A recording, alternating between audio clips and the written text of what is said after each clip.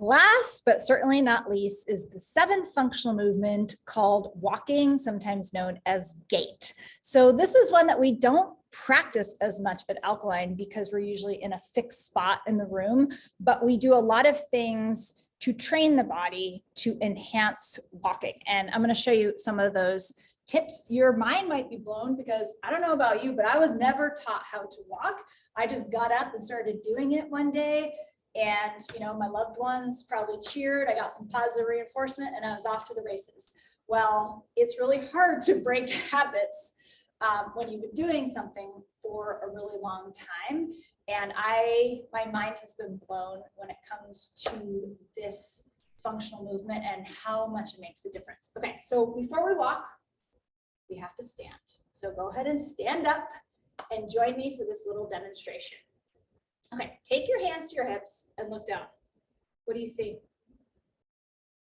Do you see your toes? I do. Do you see the tops of your ankles?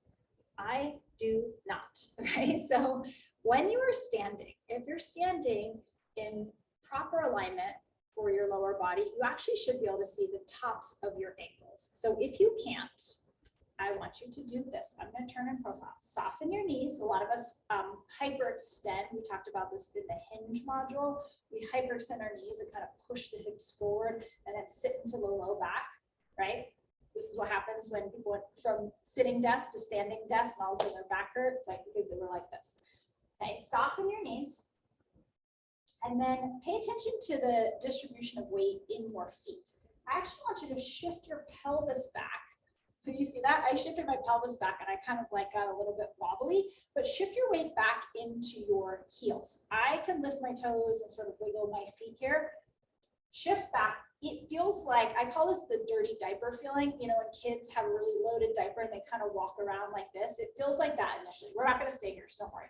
But shift your hips back, keep your knees soft, shift the weight back in your feet, and then pull your abdominals in. That's going to help to balance as you start to stand up. As you bring your torso upright, you're going to have that sensation of falling backwards. That's okay. Okay, so pull your abdominals in, shift back. When you have that sensation, your immediate safety, comfort zone is going to be shift your weight back into the balls of your feet. So just really try hard to keep your hips back, pull your abdominals in. Bring your torso upright. If you have to hold on to something so that you don't fall backwards or shift back into the balls of your feet, please do that. And then pull your ribs in, roll your shoulders back. We spend a lot of time like this, right? Texting, typing. Roll your shoulders back. And then the last thing is to ramp your head back. Okay? Now take your hands back to your hips. It's so hard, right? You thought about standing like this. Look back down. So I now can see the tops of my ankles. If you still can't see the tops of your ankles, go through that a couple times. You can pause, rewind, just go through it.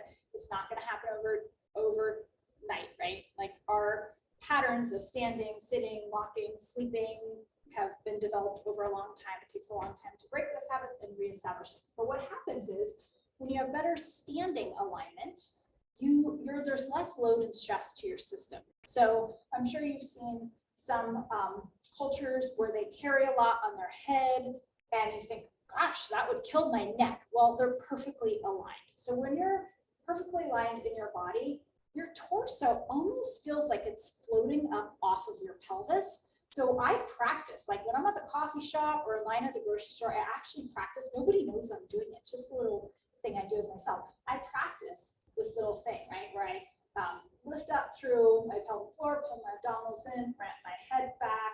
You don't have to even have your hands on your hips if you want to be a little more subtle about it. And then I'll just look down. Am I better aligned? Do I feel my torso floating up off of my pelvis, right? How do we normally stand? Well, some of us stand like this. We establish that. Some of us stand like this. I sit into my hip, then I'm shortening the side of my waist. Then sometimes I add something, like when my kids were little, I would hold them on my hip, and then I had all sorts of imbalances in my pelvis and my QL, which is this muscle that attaches your hips to your ribs. Rarely do you see, and you can observe this, just watch people, you know, standing around. Rarely do you see this, right? And then we add technology in, and we're looking down and texting and all that stuff, and our shoulders roll forward, and then our head comes forward. That puts a lot of load on your neck, and it's a mess. Well, guess what? Those patterns that happen in standing translate into walking, and I had no idea how my walking was impacting everything else. So I'll show you the way I walk.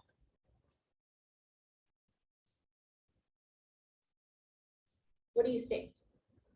Maybe nothing. Probably like, yep, she's on 2 feet, 1 foot in front of the other, that's walking. The crazy thing about walking is that what you want to use to walk is your back glute, foot that's back, use that leg. That's what propels you forward. I had no idea. I don't know how I got my walking patterns, but I walked and then I ran mile after mile, year after year. And what was happening is I was leading with my quads, right? And kind of heel striking. So I was leading with my quads and my front leg was doing all the work.